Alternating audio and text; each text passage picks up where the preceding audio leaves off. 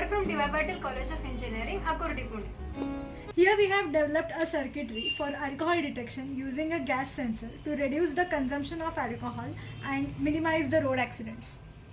So here we have three stages. So first stage is the emergency stage, in which when the MQ3 sensor will sense the alcohol smell, then automatically the vehicle will be locked. So for that purpose we are using the LED, and here this is the ultrasonic sensor in which we have set the range of 100 centimeters. So if another vehicle is in the range of that, then object will be detected which is displayed on this LCD, and also the high alcohol content will be displayed on this LCD, and the beep sound will be heard at that time.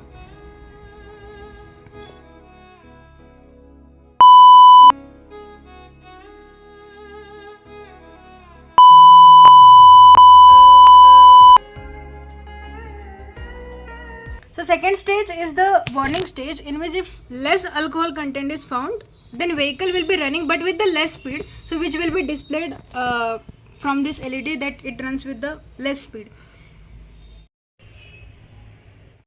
So as you have seen, this is the safe stage, which is the last one, when there will be least amount of alcohol will be detected.